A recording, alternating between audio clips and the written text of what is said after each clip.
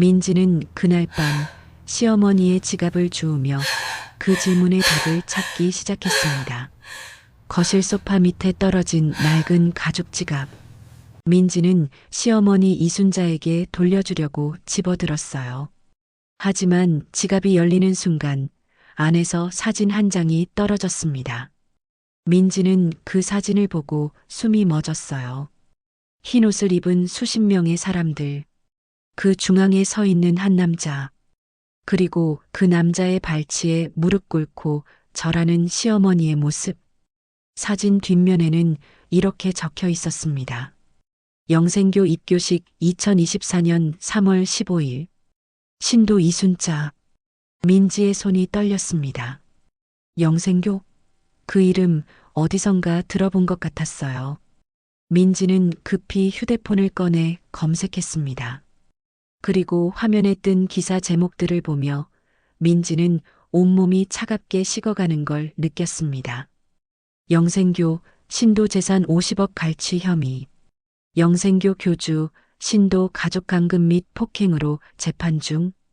탈퇴 시도한 신도 교단 내 폭행으로 중상. 민지는 소파에 주저앉았어요. 그제야 지난 6개월간의 이상한 징후들이 퍼즐처럼 맞춰지기 시작했습니다. 시어머니가 갑자기 채식만 하기 시작한 것. 새벽 3시마다 거실에서 기도하는 소리. 낯선 사람들과의 잦은 전화 통화. 헌금이 부족해서 라고 중얼거리던 모습. 그리고 가장 무서웠던 건 일주일 전 시어머니가 민지에게 했던 말이었습니다. 민지야, 너도 이제 구원받아야 해. 우리 가족 모두가 함께 영생을 얻어야 해. 그때 민지는 무심코 넘겼어요. 나이 드신 분들이 종교에 의지하는 건 자연스러운 일이라고 생각했으니까요. 하지만 지금 이 사진을 보고 나니 그 말의 의미가 완전히 달랐습니다. 구원이 아니라 포섭이었던 거예요. 시어머니는 민지를 그리고 남편 준호를 사이비 종교에 끌어들이려 하고 있었던 겁니다. 민지는 시계를 봤어요. 밤 11시 47분. 시어머니는 방에서 주무시고 계셨고 남편 준호는 야근 중이었습니다. 민지는 서둘러 시어머니 방으로 향했어요. 문은 잠겨 있지 않았습니다. 살짝 열고 안을 들여다보자 침대 옆 서랍이 반쯤 열려 있었어요. 민지는 심장이 두근거렸지만 용기를 내어 서랍을 열었습니다. 그리고 그 안에서 발견한 것들은 민지의 예상을 훨씬 뛰어넘었어요. 통장 사본 여러 장, 부동산 등기부등본, 그리고 계약서 한 장, 재산 기증 서약서 기증자 이순자, 수령인 영생교. 민지는 손으로 입을 막았습니다. 시어머니는 이미 자신의 전 재산을 그 사이비 종교에 기증하기로 약속한 거였어요. 하지만 더 충격적인 건 그 다음 서류였습니다. A4 용지에 손글씨로 적힌 명단. 그 제목은 이랬습니다. 구원 대상자 명단. 그리고 첫 번째 줄에 적힌 이름. 며느리 민지, 아들 준호. 민지는 그 순간 알았습니다. 시어머니는 단순히 혼자 종교에 빠진 게 아니었어요. 가족 전체를, 특히 민지와 준호를 그 굴레 안으로 끌어들이려는 계획을 세우고 있었던 겁니다. 민지가 서류를 내려놓으려는 순간 뒤에서 목소리가 들렸습니다. 뭐 하는 거니? 민지는 화들짝 놀라 뒤를 돌아봤어요. 시어머니 이순자가 방문 앞에 서 있었습니다. 그 얼굴에는 분노도 당황함도 없었어요. 오히려 차갑고 냉정한 미소만이 번져 있었습니다. 이제 알았구나. 그렇다면 더 이상 숨길 필요도 없겠네. 시어머니는 방문을 닫았습니다. 그리고 천천히 민지에게 다가오며 말했어요. 민지야, 내가 알아버렸으니 어쩔 수 없지. 이제 내 계획을 당길 수밖에. 넌 내일부터 새로운 삶을 시작하게 될 거야. 민지는 본능적으로 뒤로 물러섰습니다. 하지만 벽이 등을 막았어요. 시어머니의 눈빛은 더 이상 민지가 아는 그 따뜻한 시어머니가 아니었습니다. 그 눈 속에는 광기와도 같은 확신이 가득했어요. 어머니, 제발 정신 차리세요. 민지의 목소리가 떨렸습니다. 하지만 시어머니는 고개를 저었어요. 나는 이미 정신 차렸어. 이제 내 차례야, 민지야. 오늘 사연을 시작하겠습니다. 시작하기 전에 구독과 좋아요는 큰 힘이자 사랑입니다. 민지와 준호가 결혼한 건 5년 전이었습니다. 그때 민지는 29, 준호는 32이었어요. 준호는 중소기업 격리부장으로 일하고 있었고 민지는 초등학교 교사였습니다. 두 사람은 소개팅으로 만났고 6개월 만에 결혼을 결심했어요. 준호는 성실했고 민지를 아꼈습니다. 시어머니 이순자도 민지를 친딸처럼 대해줬어요. 민지야, 우리 준호 잘 부탁해. 저 애는 아버지 일찍 여의고 내가 혼자 키웠거든. 시어머니는 남편을 준호가 10살 때 교통사고로 잃었어요. 그 후로 혼자 식당을 운영하며 준호를 키웠습니다. 고생 끝에 아들을 대학까지 보냈고 좋은 직장에 취직시켰죠. 민지는 그런 시어머니를 존경했어요. 강인하고 희생적이고 가족을 위해 모든 걸 바치는 여자였으니까요. 결혼 후 3년간은 평온했습니다. 시어머니는 따로 살았지만 일주일에 한 번씩 저녁을 함께 했어요. 민지와 준호는 아이를 갖기 위해 노력했지만 쉽지 않았습니다. 병원에서는 원인을 찾을 수 없다고 했어요. 그저 조금 더 기다려보라는 말뿐이었습니다. 그러던 2년 전 시어머니가 운영하던 식당이 문을 닫았습니다.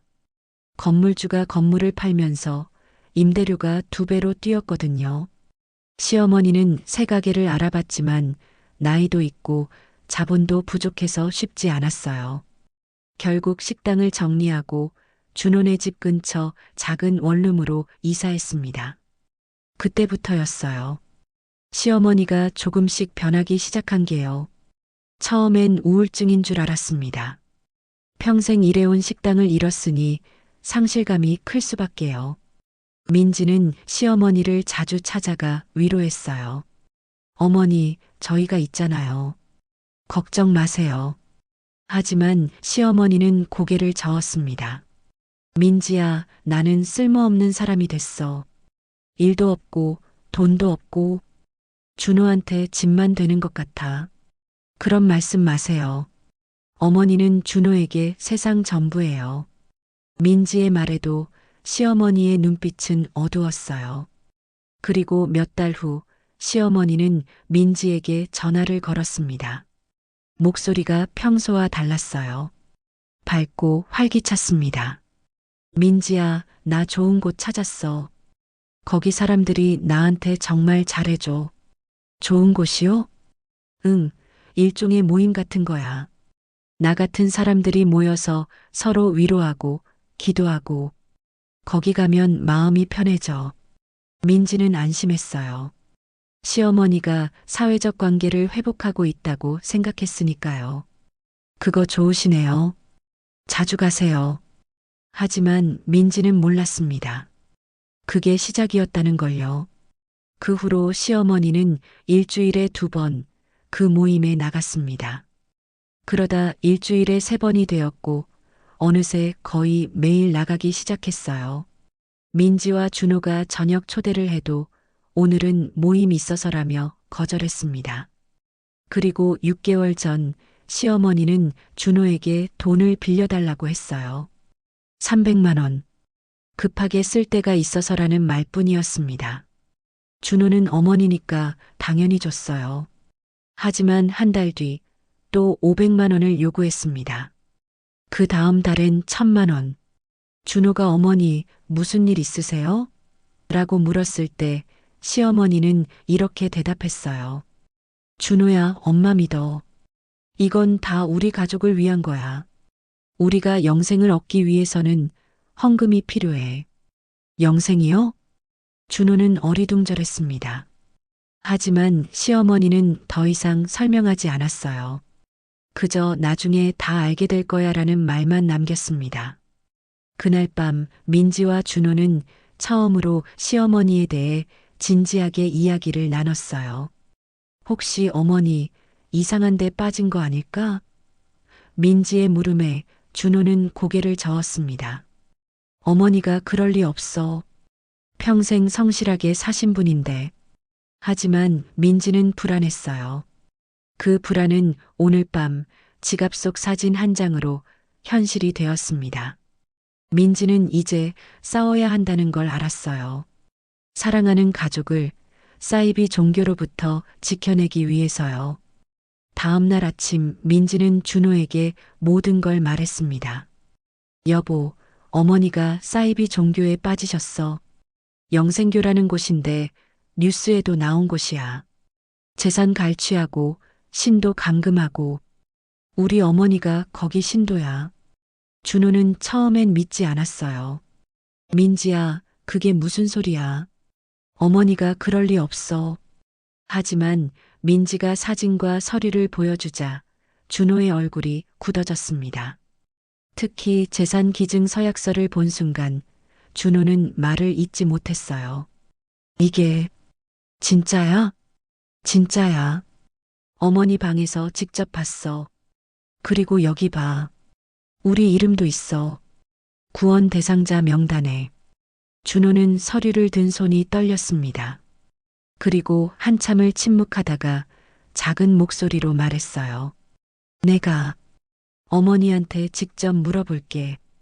여보, 그러지 마. 어머니는 이미 세뇌됐어. 우리가 말려도 안 들을 거야. 당장 경찰에 신고해야 해. 하지만 준호는 고개를 저었습니다. 아니야.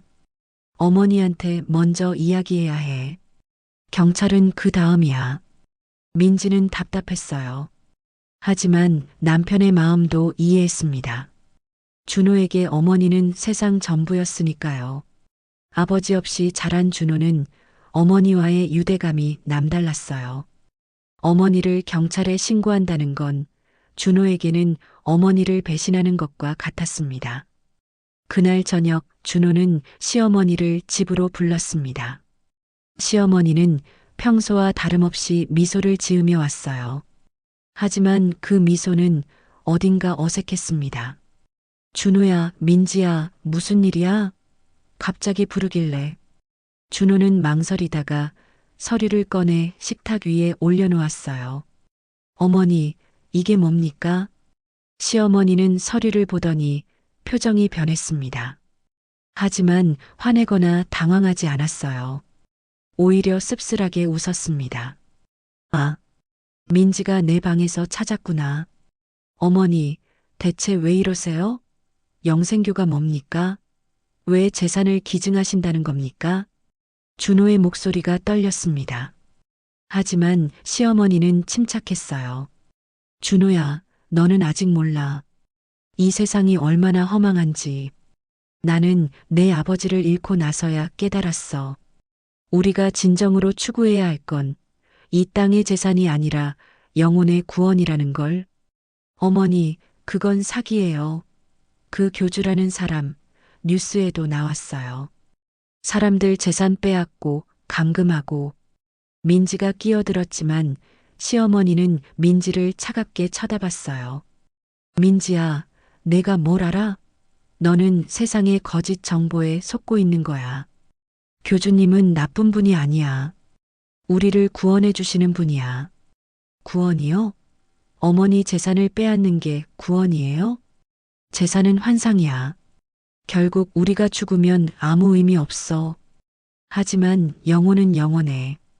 우리가 구원받으면 저 세상에서 내 아버지를 다시 만날 수 있어. 시어머니의 목소리에는 절실함이 묻어났습니다. 민지는 깨달았어요.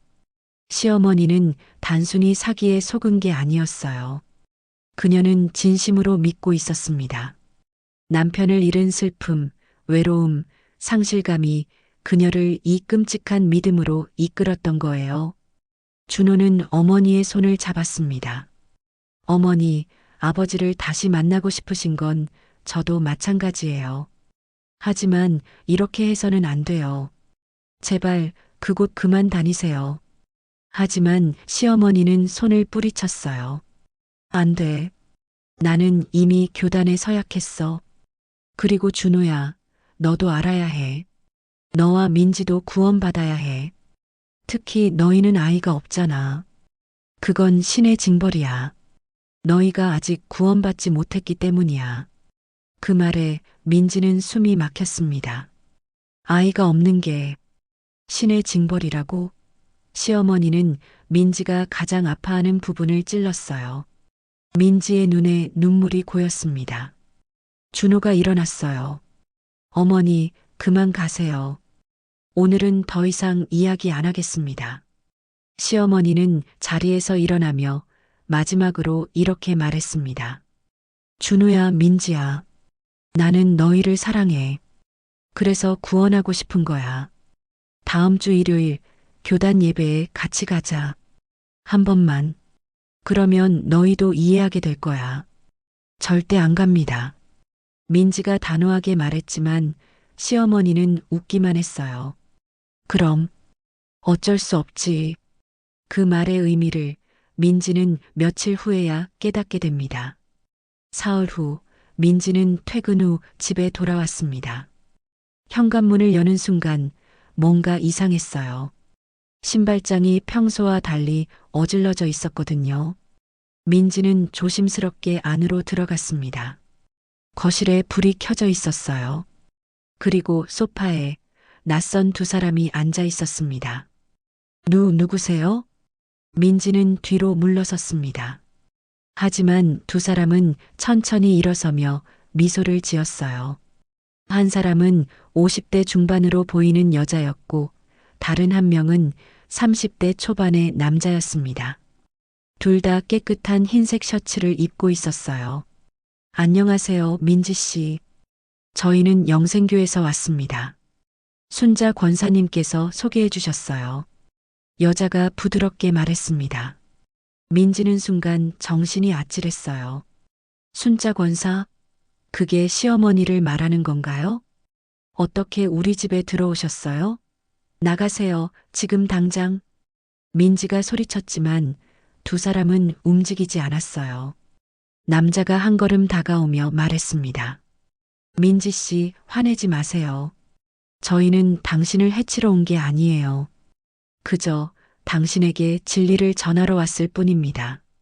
진리요? 불법 침입이 진리예요? 당장 나가지 않으면 경찰 부를 거예요.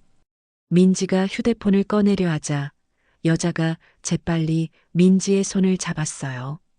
힘이 세었습니다. 민지는 순간 공포를 느꼈어요. 민지 씨, 경찰은 소용없어요. 순자 권사님께서 열쇠를 주셨거든요. 우리는 합법적으로 들어왔어요. 시어머니가 열쇠를? 민지는 깨달았습니다. 시어머니가 예전에 비상용 열쇠를 가지고 있었어요. 그 열쇠를 이 사람들에게 준 거였습니다. 민지는 배신감에 온몸이 떨렸어요. 남자가 민지를 소파에 앉혔습니다.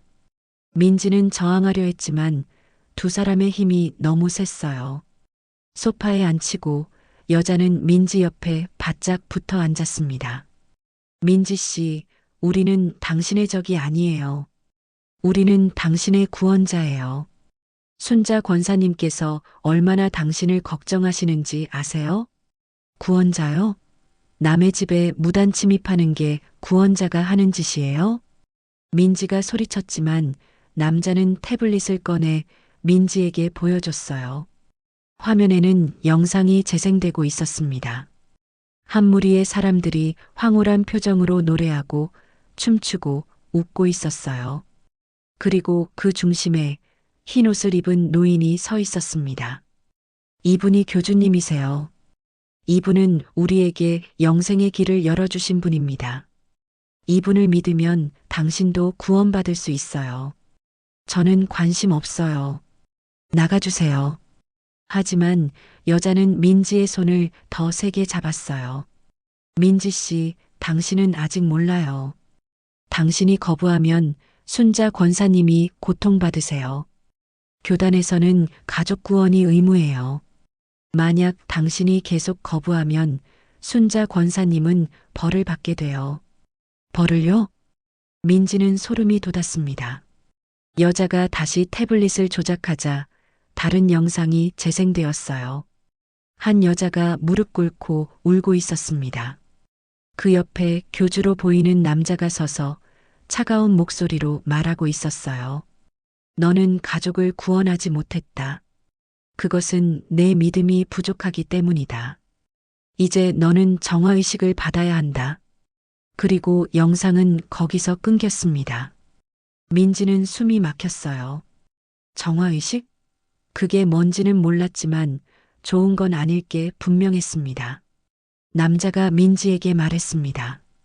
민지 씨, 당신이 예배에 참석하지 않으면 순자 권사님은 저 여자처럼 될 거예요. 당신, 그걸 원하세요? 민지는 분노와 두려움이 뒤섞였습니다. 이들은 시어머니를 인질로 삼아 민지를 협박하고 있었어요.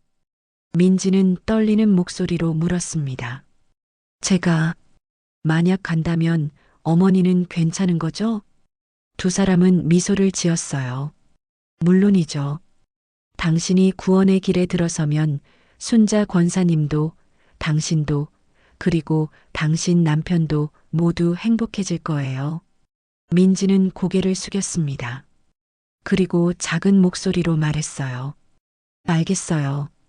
다음 주 일요일에 갈게요. 두 사람은 만족스러운 표정으로 일어섰습니다. 현명한 선택이에요, 민지 씨. 일요일 오전 9시, 주소는 문자로 보내드릴게요. 꼭 오셔야 해요. 안 오시면. 남자는 말을 끝맺지 않았지만 민지는 알았어요. 안 가면 어떻게 되는지요. 두 사람이 나간 후 민지는 그 자리에 주저앉아 울었습니다. 이제 어떻게 해야 할까요? 시어머니를 그리고 가족을 어떻게 구해야 할까요? 민지는 남편에게 그날 일을 말하지 않았습니다. 말하면 준호가 어머니를 원망하게 될 게 뻔했으니까요. 대신 민지는 혼자 계획을 세웠어요. 일요일에 예배에 가는 척하고 그곳에서 증거를 수집하는 거였습니다. 휴대폰으로 몰래 녹음하고 사진을 찍고 경찰에 제출할 자료를 모으는 거죠. 하지만 일요일 아침 예상치 못한 일이 벌어졌습니다.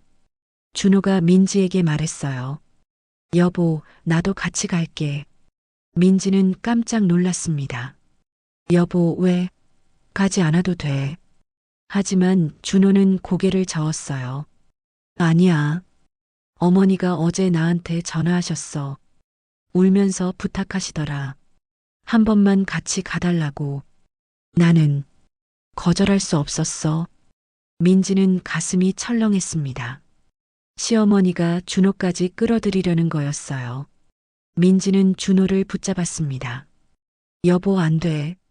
그곳은 위험해. 우리 둘 다 가면 빠져나오기 힘들 수도 있어.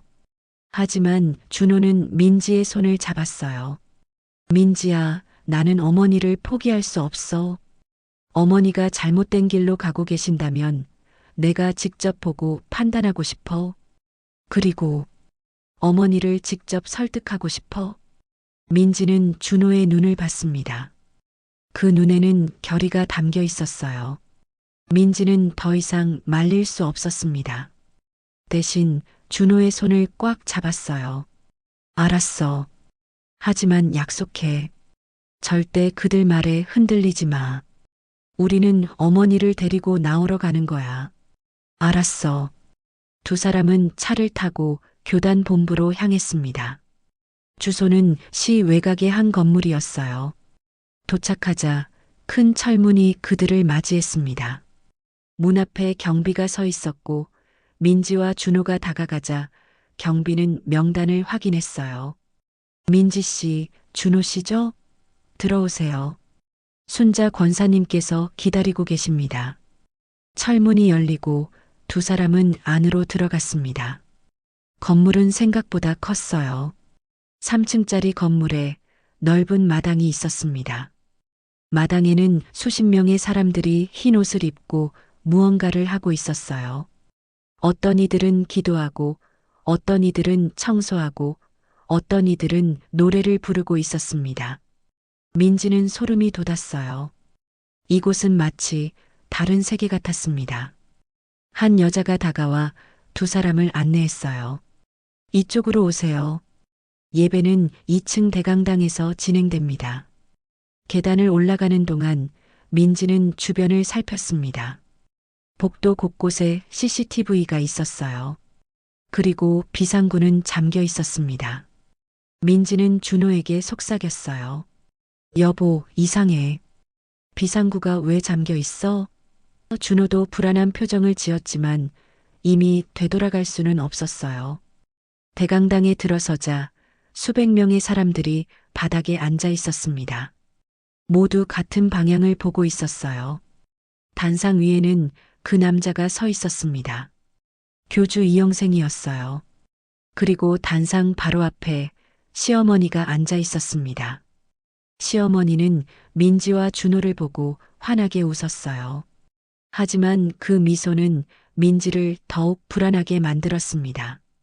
민지야, 준호야. 와줘서 고마워. 이리 와서 앉아. 두 사람은 어쩔 수 없이 시어머니 옆에 앉았습니다. 그리고 예배가 시작되었어요. 교주는 부드러운 목소리로 말하기 시작했습니다. 여러분, 오늘은 특별한 날입니다. 새로운 영혼 두 분이 이곳에 오셨습니다. 그는 민지와 준호를 가리켰어요. 수백 명의 사람들이 일제히 두 사람을 쳐다봤습니다. 민지는 숨이 막혔어요. 교주가 계속 말했습니다. 이 두 분은 아직 구원받지 못했습니다. 하지만 오늘 이곳에서 진리를 듣게 될 것입니다. 그리고 그들도 우리와 같은 길을 걷게 될 것입니다. 사람들이 박수를 쳤어요. 민지는 준호의 손을 꽉 잡았습니다. 준호도 떨고 있었어요. 예배는 3시간 동안 계속되었습니다. 교주는 끊임없이 말했어요. 세상의 허망함, 죽음 이후의 삶, 구원의 필요성, 그리고 그 구원은 오직 이 교단을 통해서만 가능하다고 했습니다. 민지는 중간에 일어나려고 했어요. 하지만 시어머니가 민지의 손을 붙잡았습니다. 민지야, 끝까지 들어봐. 제발. 시어머니의 눈에는 간절함이 가득했어요. 예배가 끝나고 사람들이 흩어졌습니다. 민지와 준호는 일어나려 했지만 시어머니가 말했어요. 아직 안 돼. 이제 개인 상담 시간이야. 교주님께서 너희를 만나고 싶어 하셔. 민지는 거절하려 했지만 이미 2명의 남자가 다가와 그들을 에워쌌어요. 민지는 깨달았습니다. 이곳에서 그들은 자유롭지 않다는 걸요. 작은 방으로 안내된 민지와 준호. 방 안에는 교주 이영생이 홀로 앉아 있었습니다. 그는 두 사람을 보고 미소를 지었어요. 앉으세요. 민지와 준호는 어쩔 수 없이 앉았습니다. 교주는 차를 따라주며 말했어요. 순자 권사님께서 두 분 이야기를 많이 하셨습니다. 특히 민지 씨, 당신은 아이를 갖지 못해 고통받고 계시죠? 민지는 놀라 교주를 쳐다봤어요. 시어머니가 그런 이야기까지 한 거였습니다. 민지는 분노가 치밀었지만 참았어요. 그건 제 사생활이에요. 교주는 고개를 끄덕였습니다. 물론이죠.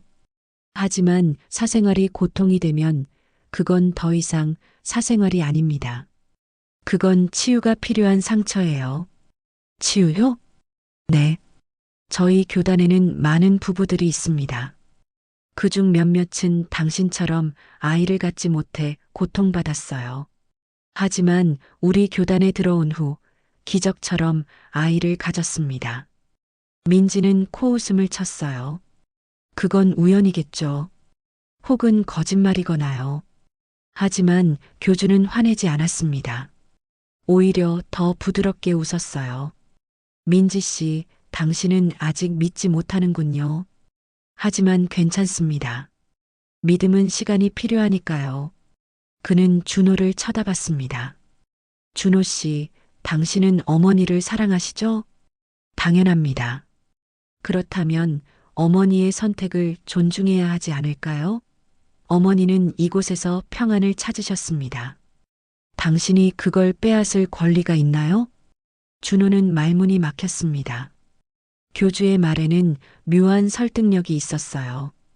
민지는 불안했습니다. 준호가 흔들리고 있었어요. 어머니의 평안이 거짓 위에 세워진 거라면 그건 진짜 평안이 아니에요. 민지가 끼어들었지만 교주는 민지를 쳐다보며 말했습니다. 거짓이라고요? 민지 씨, 당신은 무엇이 진실인지 어떻게 아나요? 과학이요? 법이요? 그것들도 결국 인간이 만든 거짓일 수 있습니다. 진정한 진실은 영혼 깊은 곳에서 느끼는 겁니다. 민지는 더 이상 대꾸하지 않았어요. 이 사람과 논쟁하는 건 시간 낭비였으니까요. 교주는 일어서며 말했습니다. 좋습니다. 오늘은 이만하죠. 하지만 민지 씨, 준호 씨, 기억하세요. 순자 권사님은 당신들의 구원을 간절히 바라고 계십니다. 만약 당신들이 계속 거부한다면, 그는 말을 끝내지 않았지만 민지는 알았어요. 협박이었습니다. 방을 나오자 시어머니가 기다리고 있었습니다. 그녀는 두 사람을 꽉 껴안으며 눈물을 흘렸어요. 고마워, 고마워. 와줘서 정말 고마워. 준호는 어머니를 안으며 말했습니다. 어머니, 이제 집으로 가요. 우리 함께 집으로 가요. 하지만 시어머니는 고개를 저었습니다. 안 돼. 나는 여기 있을 거야. 여기가 내 집이야. 민지는 충격받았어요. 어머니, 여기서 사신다고요? 응. 나는 이곳 신도 기숙사에서 지내. 여기 사람들이 나를 가족처럼 대해줘. 나는 외롭지 않아. 민지는 깨달았습니다.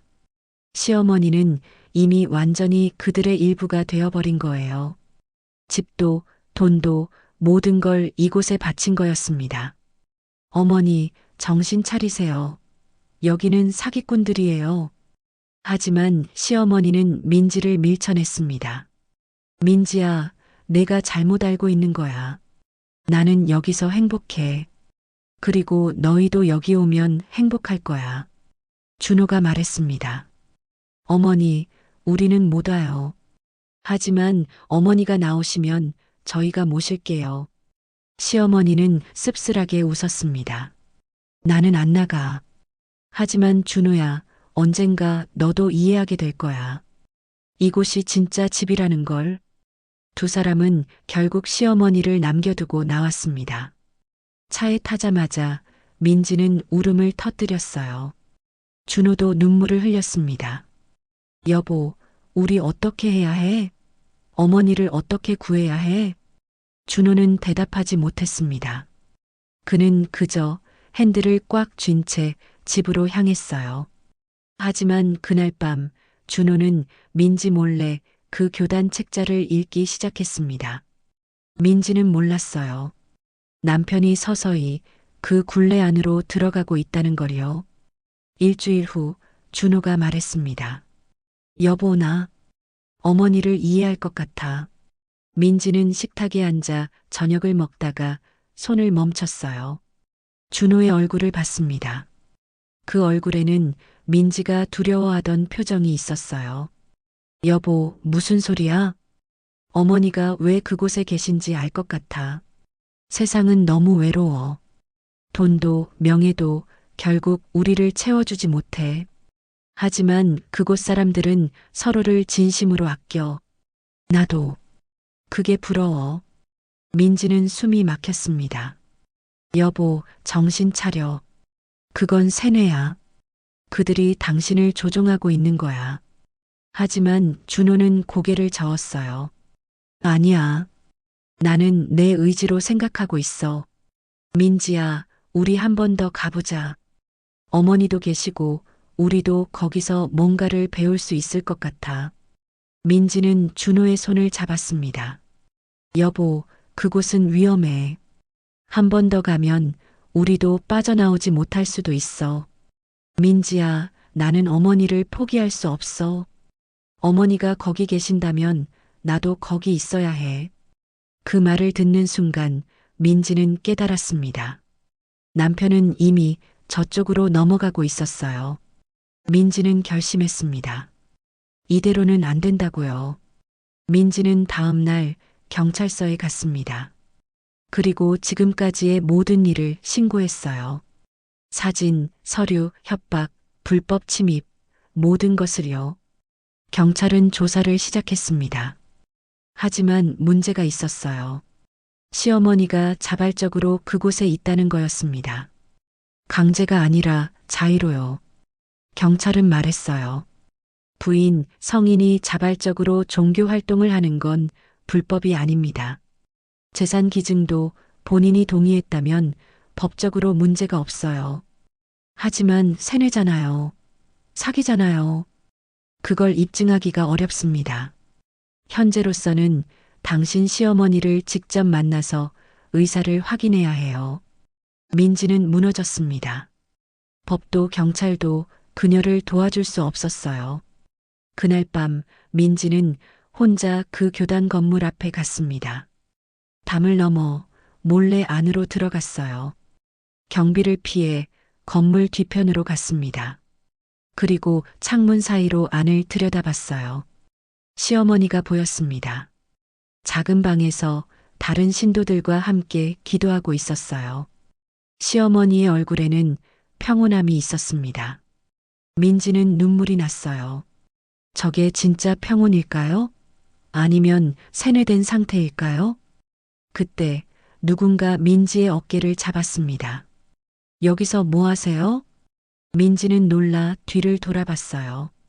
경비였습니다. 민지는 도망치려 했지만 경비가 민지를 붙잡았어요. 불법 침입이에요. 경찰 부를게요. 민지는 절망했습니다. 하지만 그때 한 여자가 다가왔어요. 민지가 예전에 봤던 그 집에 침입했던 여자였습니다. 괜찮아요. 이분은 순자 권사님의 며느리예요. 제가 처리할게요. 경비는 민지를 놓아줬고 여자는 민지를 작은 방으로 데려갔습니다. 민지 씨, 이렇게 오면 안 돼요. 순자 권사님께서 알면 슬퍼하실 거예요. 저는 어머니를 데려가러 왔어요. 여자는 고개를 저었습니다. 그건 불가능해요. 순자 권사님은 자발적으로 여기 계세요. 그리고 솔직히 말하면 민지 씨, 당신도 곧 여기 오게 될 거예요. 절대 안 와요. 여자는 씁쓸하게 웃었습니다. 민지 씨, 당신 남편 준호 씨, 어제 다시 오셨어요. 혼자서요. 그리고 입교 신청서를 작성하셨어요. 민지는 숨이 멎었습니다. 거짓말이에요. 여자는 서류 한 장을 꺼내 보여줬어요. 거기에는 준호의 서명이 또렷이 적혀 있었습니다. 민지는 그 자리에 주저앉았습니다. 모든 게 끝난 것 같았어요. 민지는 집으로 돌아와 준호와 마주 앉았습니다. 여보, 입교 신청서 작성했다는 게 사실이에요? 준호는 고개를 숙였어요. 미안해. 나는 어머니와 함께 있고 싶었어. 여보, 그건 함께 있는 게 아니야. 그건 함께 무너지는 거야. 민지야, 나는 이미 결정했어. 나는 그곳으로 갈 거야. 너도 같이 가자. 민지는 눈물을 흘렸습니다. 안 돼. 나는 안 가. 그리고 여보, 당신도 가면 안 돼. 그럼 우리는 어떻게 돼? 모르겠어. 하지만 나는 당신을 그곳으로 보낼 순 없어. 민지는 이혼 서류를 꺼냈습니다. 이미 준비해둔 서류였어요. 여보, 당신이 정말로 그곳에 간다면 나는 이혼할 거예요. 나는 사이비 종교에 빠진 사람과는 함께 살 수 없어. 준호는 서류를 보며 얼굴이 굳었습니다. 민지야, 진심이야? 진심이에요. 나는 당신을 사랑해. 하지만 사랑한다고 해서 잘못된 길을 함께 걸을 순 없어. 준호는 한참을 침묵했습니다. 그리고 천천히 입을 열었어요. 민지야, 나도 무서워. 사실 나도 그곳이 이상하다는 거 알아. 하지만 어머니를 혼자 두면 어머니가 너무 외로울 것 같아서. 민지는 준호를 껴안았습니다. 여보, 어머니를 구하는 방법은 함께 무너지는 게 아니야. 우리가 제대로 서 있어야 어머니를 끌어낼 수 있어. 준호는 민지의 품에서 울었습니다. 그럼 어떻게 해야 해? 어떻게 어머니를 구해야 해? 모르겠어. 하지만 포기하지 않을 거야. 우리 함께 끝까지 싸우는 거야. 그날 밤 두 사람은 전문가를 찾아갔습니다. 사이비 종교 피해자 가족 모임. 그곳에서 민지와 준호는 비슷한 처지의 사람들을 만났어요. 그들은 조언을 해줬습니다. 인내심을 가지세요. 시간이 걸리더라도 계속 연락하세요. 사랑한다고 말하세요. 포기하지 않았다는 걸 보여주세요. 민지와 준호는 매주 그 교단 앞에 갔습니다. 시어머니를 만나러요. 처음엔 시어머니가 나오지 않았어요. 하지만 3개월이 지나자 시어머니가 나왔습니다. 그리고 말했어요. 왜 자꾸 와? 나는 여기가 좋다고 했잖아. 어머니, 우리는 어머니를 사랑해요. 그래서 포기할 수 없어요. 시어머니의 눈에 눈물이 고였습니다. 6개월이 지났습니다. 그리고 어느 날 시어머니가 전화를 걸어왔어요. 준호야, 나 좀 데리러 와줄래? 준호와 민지는 달려갔습니다. 시어머니는 교단 문 앞에 서 있었어요. 가방 하나만 들고요. 어머니, 미안해. 나 잘못 생각했던 것 같아. 이곳이 나를 사랑하는 줄 알았는데 그들은 내 돈만 원했더라. 시어머니는 울었습니다. 준호와 민지는 시어머니를 껴안았어요. 집으로 돌아온 시어머니는 한동안 힘들어했습니다. 우울증도 왔고 자책도 많이 했어요. 하지만 민지와 준호는 포기하지 않았습니다. 함께 상담을 받았고 천천히 회복해 갔어요. 그리고 1년 후 시어머니는 다시 작은 식당을 시작했습니다. 민지와 준호가 도와줬어요. 시어머니는 이제 웃을 수 있었습니다. 진짜 웃음을요. 민지는 알았어요. 가족을 지킨다는 건 함께 무너지는 게 아니라 서로를 일으켜 세우는 거라는 걸요. 당신의 가족이 잘못된 길로 간다면 당신은 어떻게 하시겠습니까? 민지의 대답은 이제 명확했습니다.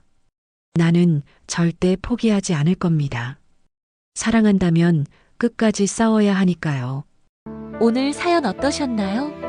마음에 닿으셨다면 구독과 좋아요 부탁드립니다. 이야기가 널리 알려질 수 있도록 공유해 주시면 더 큰 행운이 찾아오실 거예요. 끝까지 시청해 주셔서 감사합니다.